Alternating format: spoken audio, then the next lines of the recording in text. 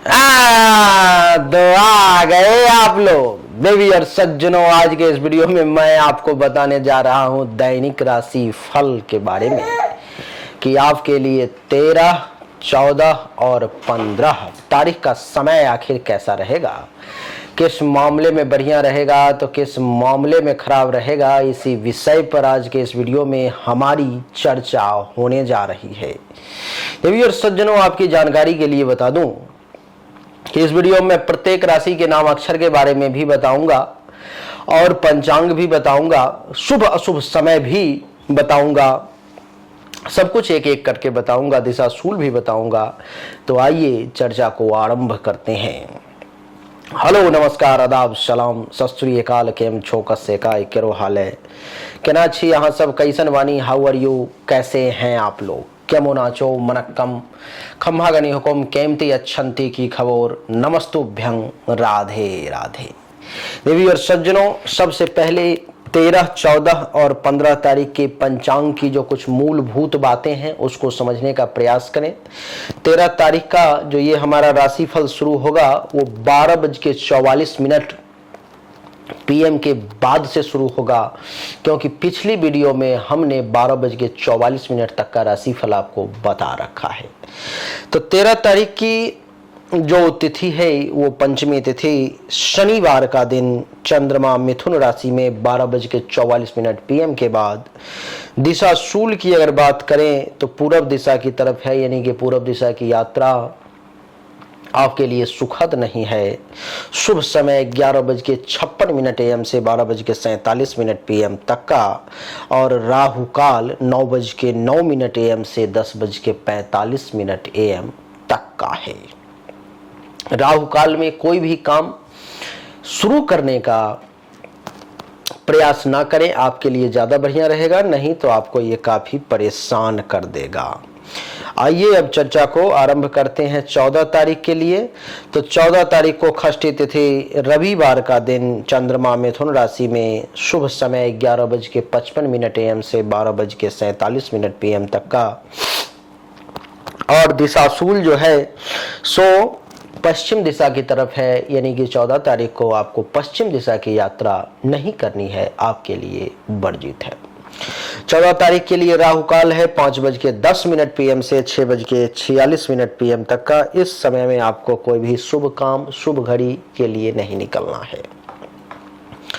15 तारीख को सप्तमी तिथि है, सोमवार का दिन है, चंद्रमा मिथुन राशि में रहेंगे, शुभ समय 11:55 AM से 12:47 PM तक का है, और दिशा शूल जो है सो पूर्व दिशा की तरफ है। राहु काल 7:31 AM से 9:08 AM तक का है। इस समय में कोई भी शुभ अच्छा काम राहु काल में शुरू ना करें तो ज्यादा बढ़िया रहेगा। आइए अब चर्चा को आगे बढ़ाते हैं और जानने की कोशिश करेंगे एक एक करके सभी राशि वालों के लिए कि आखिर समय आपका कैसा रहने वाला है, किस प्रकार का फल जो है आपके लिए रहने वाला है इस समय में। मेष राशि से चर्चा आरंभ करते हैं। मेष राशि वालों के लिए कुंडली के तीसरे भाव में चंद्रमा का प्रवेश है, और देवी और सज्जनों, तीसरे भाव में चंद्रमा का प्रवेश ये दर्शाता है कि मेष राशि वाले जातक को इस समय में धन प्राप्ति के विशेष योग दिखाई दे रहे हैं। वस्त्र आदि का भी अच्छा खासा सुख प्राप्त होगा, स्वास्थ्य भी आपका अच्छा रहेगा, किसी प्रकार की हेल्थ वाइज इशू वगैरह है तो उससे बहुत राहत मिल जाएगी। शत्रुओं पर विजय प्राप्त करेंगे, मन भी काफी प्रसन्न रहेगा, प्रेमी प्रेमिका से सहवास का सुख भी प्राप्त होगा, बंधुजनों से लाभ के भी योग हैं, व्यक्तियों से संपर्क भी बढ़ता हुआ नजर आ रहा है। और इस समय में मेष राशि वाले जातक के मान सम्मान प्रतिष्ठा में भी वृद्धि के योग है। मेष राशि वाले जातक इस समय बड़ा प्रसन्नचित्त स्वभाव के रहेंगे, भगवान की तरफ इनका विश्वास रहेगा, आस्था बनी रहेगी, भाषा बहुत मधुर रहेगी, कफ का कुछ रोग इनको परेशान कर सकता है। वैसे प्रेमी के लिए भी ये समय अच्छा है। मेष के बाद बात करेंगे वृषभ राशि वालों के लिए। देवी और सज्जनों, वृषभ राशि वालों के लिए कुंडली के दूसरे भाव में है चंद्रमा का प्रवेश, जो ये दर्शाता है कि वृषभ राशि वाले जातक इस समय में मानसिक तौर पर में थोड़े से असंतुष्ट अपने आप में महसूस हो सकते हैं। आप बहुत ज्यादा संतुष्टि आपको इस समय में एहसास नहीं होगा। परिवार के लोगों के साथ भी संबंध में कुछ खटास की स्थिति देखने को मिलेगी। आंख से संबंधित किसी प्रकार की कोई पीड़ा या कोई अन्य रोग भी आपको परेशान करने की कोशिश कर सकता है।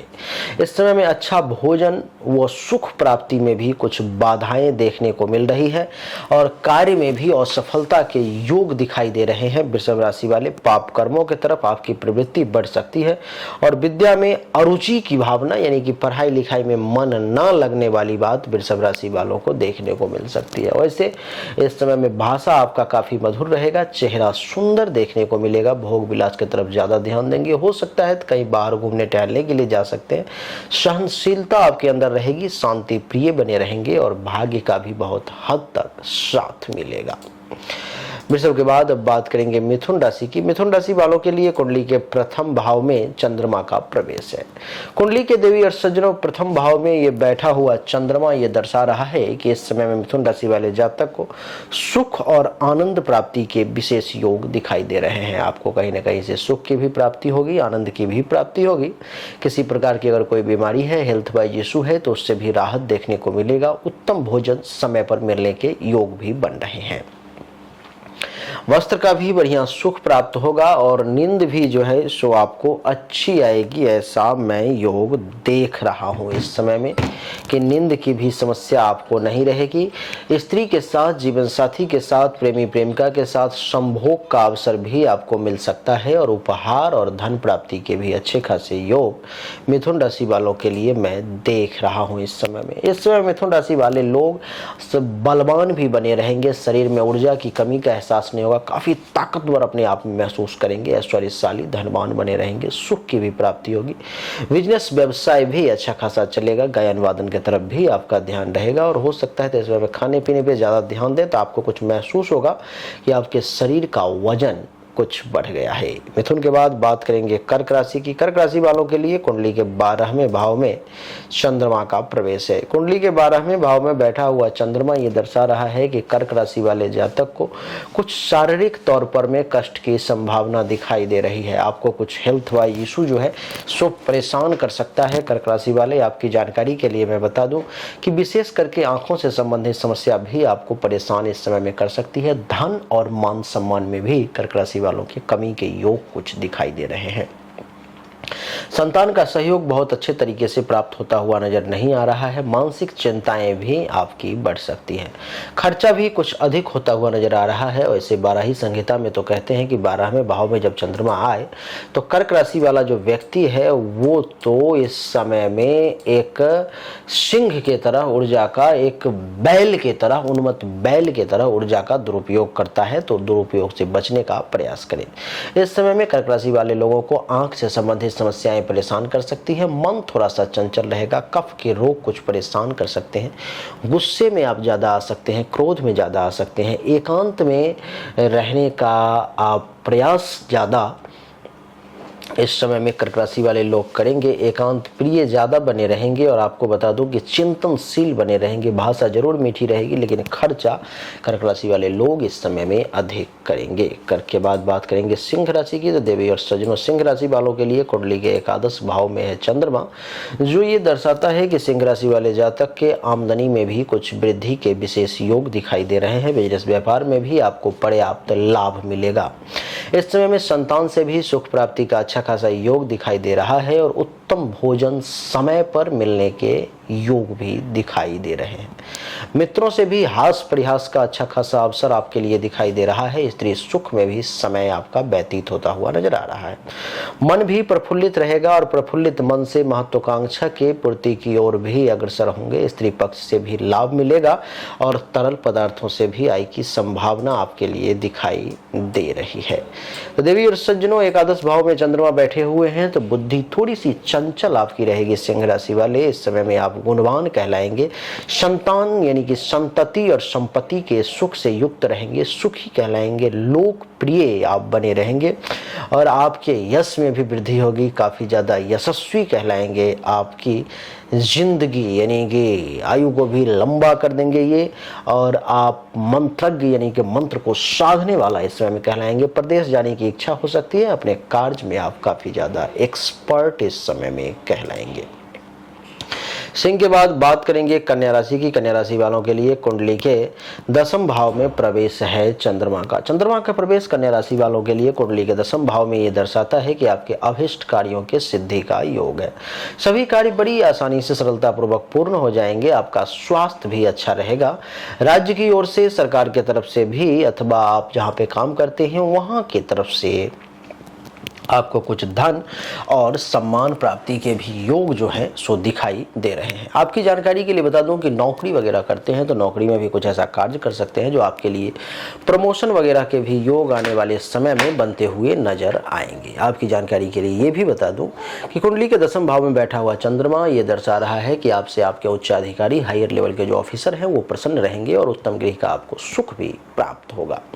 10वें भाव में बैठा हुआ चंद्रमा ये भी दर्शाता है देवी और सज्जनों कि इस समय में आपको कार्यकुशल ये बनाएगा। अपने कार्य क्षेत्र में, अपने आप फील्ड में बड़े एक्सपर्ट कहलाएंगे। हृदय में दयालुता रहेगी, निर्मल बुद्धि रहेगी। व्यापारी अगर आप हैं तो बहुत अच्छा बिजनेस कर पाएंगे। साहस में कमी नहीं रहेगी। अपने कर्तव्य को अच्छे तरीके से समझेंगे, सुखी रहेंगे, यशस्वी कहलाएंगे।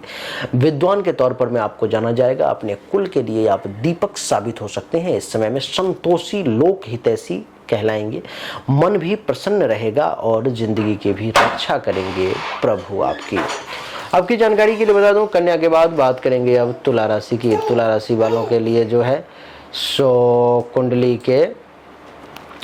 के 9वें भाव में प्रवेश है चंद्रमा का। कुंडली के 9वें भाव में चंद्रमा का प्रवेश जो है सो ये दर्शाता है देवी और सज्जनों कि आपको इस समय में कुछ परेशानी का सामना करना पड़ सकता है। बिजनेस व्यवसाय में भी कुछ नुकसान उठाना पड़ सकता है। संतान से मतभेद की स्थिति सामने आ सकती है और उनका स्वास्थ्य भी थोड़ा सा नरम पड़ सकता है। पेट से संबंधित, उदर से संबंधित किसी प्रकार की शिकायत आपको तुला राशि वाले परेशान कर सकती है। भाग्य भरोसे ना बैठे तो ज्यादा अच्छा रहेगा। शत्रु कुछ परेशान करने का प्रयास कर सकता है और राज्य की ओर से भी कुछ समस्या आपको परेशान कर सकती है। आपके लिए जो है सो 9वें भाव में बैठा हुआ है चंद्रमा, तो ये दर्शा रहा है कि आपको संतति और संपत्ति का सुख भी मिलेगा। धर्म का पालन भी करेंगे। कार्य क्षेत्र में भी आप अच्छा काम करेंगे और आपको बता दूं कि आप प्रवास प्रिय कहलाएंगे। न्याय व्यवस्था भी आपकी अच्छी रहेगी और इस समय में आप चंचल बने रहेंगे और विद्वान व्यक्ति के तौर पर में आप जाने जाएंगे। और आपकी जानकारी के लिए बता दूं कि विद्या की तरफ आपका अच्छा खासा रुझान होगा। साहसी भी बने रहेंगे और अल्प भ्रातृवान भी कहलाएंगे। लाभो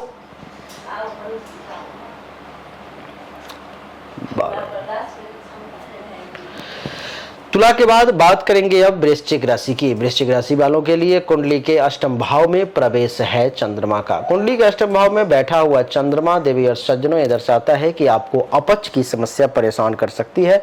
सर्दी, खांसी, जुकाम की समस्या आपको परेशान कर सकती है। इस समय में छाती से संबंधित किसी प्रकार के अगर आपको रोग हैं तो वो आपको परेशान कर सकते हैं।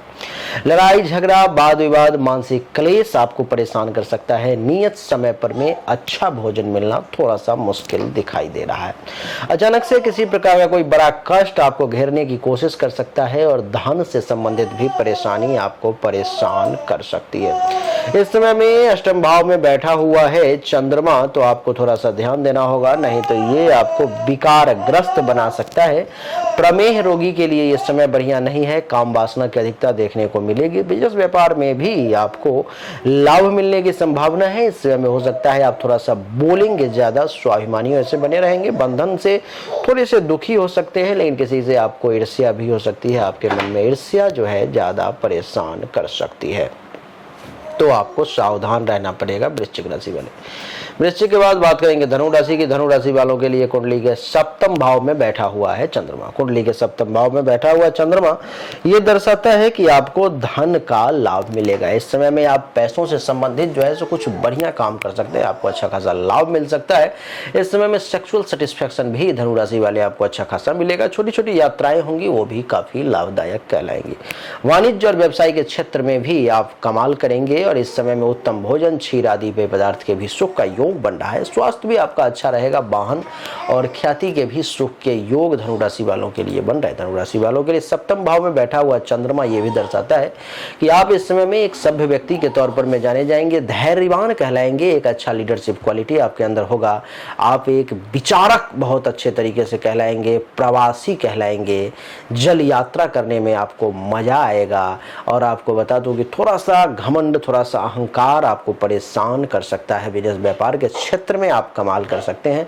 आप एक अच्छे वकील के तौर पर में जाने जा सकते हैं। आप कीर्तिमान कहलाएंगे। वैसे स्वभाव आपका शीतल रहेगा और शरीर में ऊर्जा और स्फूर्ति देखने को इस समय में धनु राशि वाले आपके बारे में मिलेगी। धनु के बाद बात करेंगे मकर राशि की। मकर राशि वालों के लिए कुंडली के छठे भाव में बैठा हुआ है चंद्रमा। कुंडली के छठे भाव में बैठा हुआ चंद्रमा ये दर्शाता है देवी और सज्जनों कि मकर राशि वाले जातक को इस समय में अच्छा खासा धन के लाभ का योग बन रहा है। आपका स्वास्थ्य भी इस समय में अच्छा रहेगा। यश और आनंद के प्राप्ति के भी योग मकर राशि वालों के लिए बनते हुए नजर आ रहे हैं। मकर राशि वालों को इतना ही नहीं, महिलाओं से भी कुछ संपर्क बढ़ता हुआ नजर आ रहा है। अपने घर में भी सुख प्राप्ति के योग नजर आ रहे हैं। शत्रुओं की पराजय होगी, रोग का नाश होगा। परंतु मकर राशि वालों को खर्चा इस समय में अधिक होता हुआ नजर आ रहा है। छठे भाव में बैठा हुआ है तो कफ से संबंधित कुछ समस्याएं परेशान भी कर सकती है। किसी विषय, वस्तु, व्यक्ति की तरफ आप आसक्त भी हो सकते हैं। स्वभाव आपका खर्चीला हो सकता है। आंख से संबंधित किसी प्रकार की समस्या आपको परेशान कर सकती है और भाइयों के बड़े प्रिय बने रहेंगे। मकर के बाद बात करेंगे देवी और सज्जनों कुंभ राशि की। कुंभ राशि वालों के लिए कुंडली के पंचम भाव में चंद्रमा का प्रवेश है। कुंडली के पंचम भाव में बैठा हुआ चंद्रमा कुंभ राशि वालों को अलर्ट कर रहा है, सावधान कर रहा है। कुंभ राशि वाले थोड़ा सा सावधान हो जाए, नहीं तो आपको कष्ट और दुर्घटना ज्यादा परेशान कर सकता है। कार्य में सफलता बहुत कम देखने को मिलेगी। मन में भी अशांति के योग दिखाई दे रहे हैं। धन का भी कुछ नुकसान हो सकता है।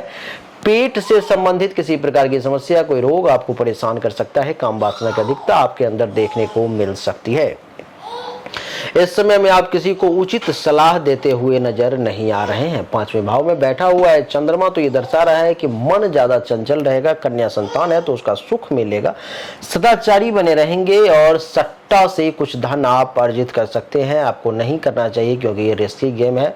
वैसे इस समय में आप क्षमाशील भी बने रहेंगे। देवी और सज्जनों, आपकी जानकारी के लिए मैं बता दूं कि कुंभ के बाद राशि चक्र की अंतिम राशि जिसका नाम है मीन राशि। मीन राशि वालों के लिए कुंडली के चौथे भाव में बैठा हुआ है चंद्रमा जो ये दर्शाता है कि स्वजनों से विवाद, अपने लोगों से वाद विवाद के योग दिखाई दे रहे हैं। चित्त चंचल रहेगा। छाती में विकार की संभावना दिखाई दे रही है। भोजन का सही समय पर न मिलना और नींद में भी कुछ बाधा के योग दिखाई दे रहे हैं। जल तथा स्त्री जाति से भी भय हो सकता है। समाज में भी अपमान का भय दिखाई दे रहा है। स्त्री सुख में भी कुछ कमी के योग आपके लिए नजर आ रहे हैं। आपकी जानकारी के लिए बता दूं कि चौथे भाव में मीन राशि वालों के लिए बैठा हुआ चंद्रमा ये भी दर्शा रहा है कि इस समय में आप दान पुण्य खूब करेंगे। कुछ सुख की भी प्राप्ति होगी। उदार प्रवृत्ति आपकी बनी रहेगी। किसी प्रकार का कोई रोग है, कोई बीमारी है तो उससे भी आपको राहत देखने को मिलेगा। राग द्वेष से भी आप बचे हुए रहेंगे। किसान वर्ग के लोगों के लिए भी इस समय जो है सो निश्चित तौर पर में बढ़िया है। और आपकी जानकारी के लिए मैं बता दूं कि विवाह जिसका हो चुका है उसको भाग्य का अच्छा खासा साथ मिलेगा। और इस समय में आपकी जानकारी के लिए बता दूं कि आप काफी बुद्धिमान व्यक्ति के तौर पर में जाने जाएंगे। तो देवी और सज्जनों, यही थी आज की हमारी वीडियो जिसमें हमने आपको बताने का प्रयास किया मेष से लेकर के मीन तक के कहानी को कि आपके लिए ये समय आखिर कैसा रहे। उम्मीद करता हूं कि आपको हमारा ये छोटा सा वीडियो निश्चित तौर पे पसंद आया होगा, अच्छा लगा होगा। अगर आपको पसंद आया, अच्छा लगा तो इस वीडियो को लाइक करें, शेयर करें, चैनल को सब्सक्राइब करके इसके बेल आइकन के बटन को दबा दें क्योंकि आपने बेल आइकन के बटन नहीं दबाए हैं इसलिए हमारी वीडियो आप तक पहुंच नहीं पा रहे। इसलिए आप सबसे विनम्र निवेदन है कि बेल आइकन के बटन को दबा दें। अगर आप मुझसे पर्सनली कुछ जानकारी हासिल करना चाहते हैं तो मेरा व्हाट्सएप नंबर आपके सामने में है, उस पर में अपनी जन्म तारीख, जन्म समय, जन्म स्थान और दोनों हाथ के हथेली का फोटो निश्चित तौर पर भेजे। सशुल्क आपकी सहायता होगी, जो उचित चार्ज होगा वो आपको जमा करना होगा। चलिए आप सभी का एक बार फिर से बहुत बहुत धन्यवाद। Thank you so much. जय हिंद, वंदे मातरम। बोलिए राधे राधे।